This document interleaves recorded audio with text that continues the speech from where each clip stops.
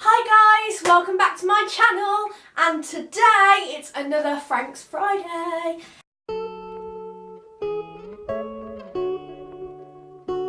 Today I'm going to be doing something a bit different to what I'm normally doing. I really hope you're enjoying the challenge episode series at the moment, because I think that's going quite well with the views I'm getting, whatever. I brought back Frank's Friday. Obviously you saw Frank's Friday last week with Josiah's video. I brought back Frank's Friday because it just bursts my views up a little bit more, get more subscribers, stuff like that, because it's just like sit down in front of the camera videos and just like interacting more with you guys. But today it's a different type of video. Today's video is a very touchy subject, not for me, but could be for some of my viewers and obviously for the people that are involved in this case. I'm just going to start with a little disclaimer. This is just a factual information video. This is stuff I found off Ellen and Neil, other true crimers, YouTubers, and I've also found it off BBC Scotland, because this is where like the case was started. I do not mean any harm or offence to any of the people involved in this case. I do not mean anything bad that is said, stuff like that. Just in general, this is my disclaimer for this video. It's quite a touchy subject. Please, no horrible comments in the comment section, because obviously this is serious. This happens in the world, and it's quite sad really that it happens. So yeah, I do not mean any offence, any harm to any of the people involved with the case. This is just all facts and figures just put into a video just to tell you guys that this sort of stuff happens. Okay then guys, so let's get into it. So I am going to be doing more videos like these. They'll be more spread out obviously on Frank's Fridays. This is the Paige, I don't know how you say her last name, it's Paige Doherty. Yeah, Paige Doherty case. I've got my little, I did it all nice and neat, so I could read it easy and then just glance down at it if I need to. Paige Doherty was a 15-year-old student. She was a girl, as you can see from the name, from Clydebank in Scotland. This is where I got some of the information from, BBC News Scotland, because obviously it happened in Scotland. And as sad as it is, Paige got murdered by a 32-year-old guy called John Leatham. He owned a deli in Clydebank, Scotland, and he obviously just sold the food to like people that came in the public and stuff like that. She was murdered on the 19th of March 2016, and the story is Paige had stayed at her friend's house on the night of the 18th of March 2016. The next day, the 19th of March, was when she was murdered. She left her friend's house to make her way to work, which was just a weekend job at the hairdresser's, so she'd either do the hair or she'd sweep up any hairs, like just clean around, whatever. On her way to work, she stopped off at John's deli to grab a sandwich and to speak to him about a job that she'd come for a few weeks ago. The deli shop was 12 miles away, which is about 19 kilometres away from her hairdressing shop, and the search for Paige began when she failed to turn up to her weekend job. So as of what I've just told you, Paige was a 15-year-old girl. She, according to her family, she was a really kind-hearted person. She never meant any harm to anyone that she came across. Anything that she did that could have been wrong, she never meant any harm for it. She was a lovely, lovely girl. And obviously she was very young when she got murdered.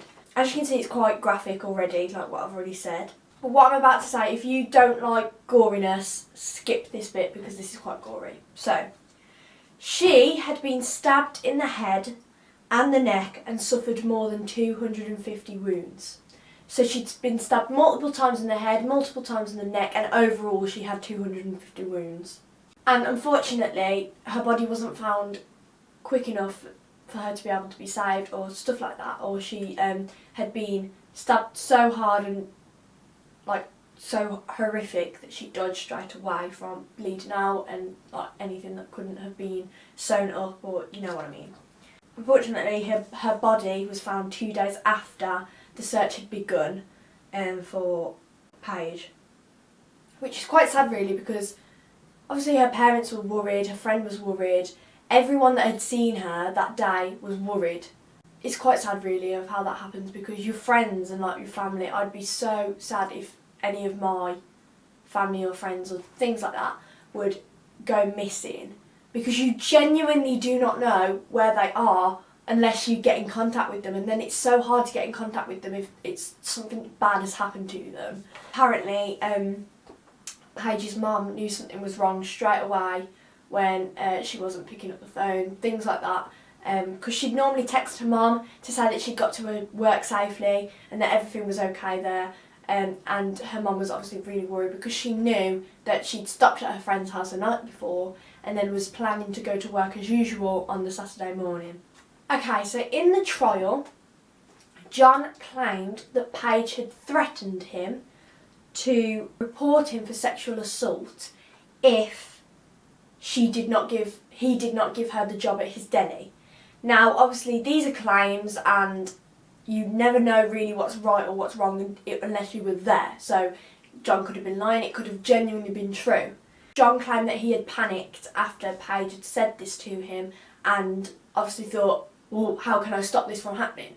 Obviously, that's where it all started. And unfortunately, I don't have the CCTV footage because I can't download it from the internet onto my laptop, so you won't be able to see CCTV footage. But if you do want to see the CCTV footage, type in BBC News Paige Doherty case and it will come up on the actual article of what's happened, and it's just at the bottom of it. CCTV footage shows Paige entering Delicious Deli, which was the deli shop that John Leatham owned, at 8:21 a.m. So obviously she got up early to get to a job and also to go stop off for a sandwich on the way and just, get ready for the day. So she'd walked into Delicious Deli at 8:21 a.m. and that's shown on CCTV cameras. Now, she never left Delicious Deli, so it is obvious straight away from CCTV footage that John murdered Paige. Now, it's quite sad really because you're going in to get your sandwich to find out whether you've got a job and then heading off to your job afterwards as well, and you never return from that shop. You go in and then you're never to be seen again, which is really, really sad. This is to raise awareness of these things that happen, because this genuinely happens, and it's really sad that it happens as well, because it's just, what has that person ever done to you to do that? It's horrible. What goes through your head to think, I'm going to have to murder this person? So it's believed that John murdered Paige shortly after she entered the shop. Just 10 minutes after she entered the deli, so around about 8:31 to 8:35, the shutters were shut down on the shop. So when shops are closed later at night and when they've finished their time throughout that day, and the shutters come down just to stop any break-ins. It doesn't always stop break-ins because obviously people can do whatever they can to get in the shop, but it just stops it's that little bit higher tech of stopping robberies. Just about 10 minutes after she entered this deli, the shutters would shut down, Paige having entered but not left. Obviously for a while, there's things happening where it's hang on a minute, she's gone in and she's not left. I think on the CCTV footage there's a few people around seeing that she goes in, but I'm not sure because I did all this research last night and I just was cramming it in because I knew I had to film today, otherwise I'm not going to have another Frank's Friday. So it was a bit but I think you can see Paige entering and then there's people around, so it's clear that people have seen her go into the shop at around this time. But obviously the shutters were shut down and Paige hadn't have left the shop, so automatically police knew that John was the murderer, or John had done something to Paige. At about 10:03 a.m, CCTV shows that John began his attempt to cover up the murder of Paige Doherty. The CCTV shows him running around into neighbouring shops, so there might be a cleaning store or just general stuff there, and he was running around to neighbouring shops to collect bin bags, antibacterial wipes and cleaning products. Obviously because he was trying to hide his tracks of the murder of Paige. Shortly after he'd gathered all these stuff to cover up the murder, he was seen getting his car and parking it just outside the deli, and then he started to prepare to take Paige from the deli to the car. Now, luckily for John, no one was around on the CCTV footage when he started to do this. But shortly after he started to do this, there were people. So obviously the panic for him set it in because he needed to get this murder covered up to save his life. But what he did was automatically wrong. He shouldn't have even killed Paige because that's just horrible. Like, that's the worst thing you could ever do to someone. And he did it, and he was trying to cover it up. And for him at that moment in time, it was lucky because there was no one around. But little did he know, people were going to be round soon. So later that night of the murder, Paige's parents and Paige's family were concerned. So 2 days after the murder, John had been reported to have moved Paige's body. Now, he'd obviously put her body in his car to drive her somewhere, to dump her somewhere. But since he did that, he's moved her once. Unbelievably, and how sad this is, John then returned to his deli to continue serving ongoing customers. This is just a really shocking case. Like, I can't actually believe this has happened. So, when her body was found, it was found in a near wooded area near to the deli. So it would have also been near to Paige's house, Paige's friend's house, and the hairdressing shop. So he dumped it near a wooded area near to the deli. When the police found out that it was John, he initially denied any involvement to the case. He claimed that she had just come in to collect her sandwich and to check whether she had the job she was interviewed for a few weeks before.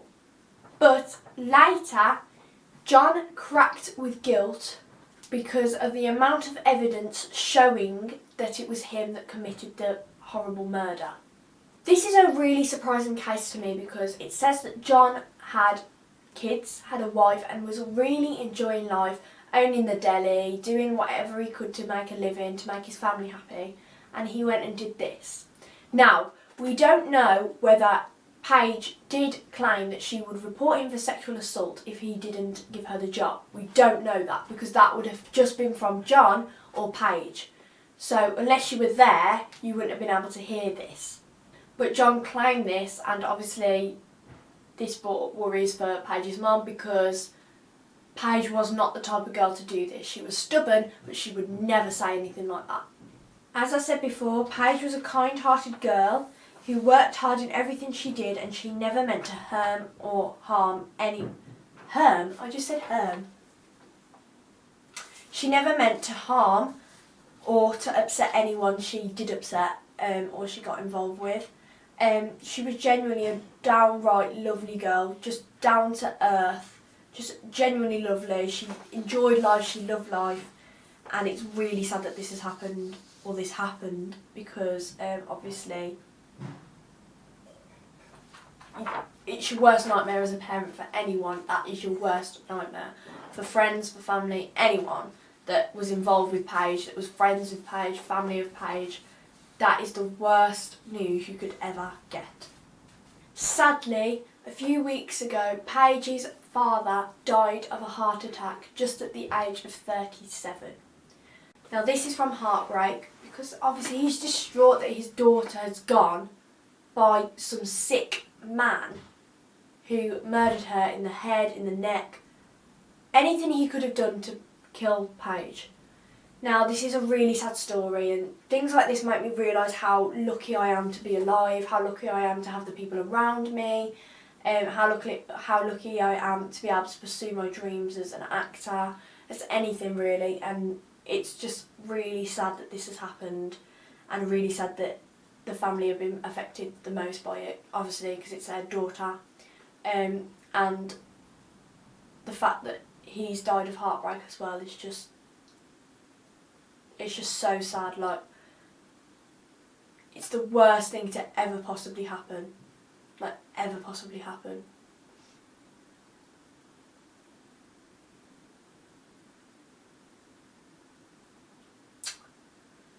Yeah. Okay guys, thank you so much for watching. Obviously, again, I'm just going to say my disclaimer again. I never meant any harm or anything in this video. This is just information and facts put together, as my viewers did ask for a few of these because they do like the YouTuber Ellen and Neil, Joshua Miles, things like that. So this is genuinely just information crammed in a video. None of it is meant maliciously, none of it is meant horribly. Well, that's the same thing. But yeah, this is horrible. This case is just so sad, and my respect and prayers go out to the Paige, Doherty family, and yeah, I hope one day you'll get some closure.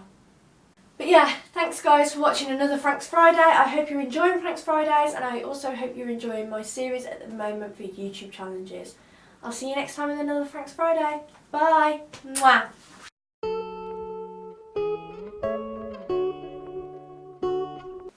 So, 2 days after the murder, he and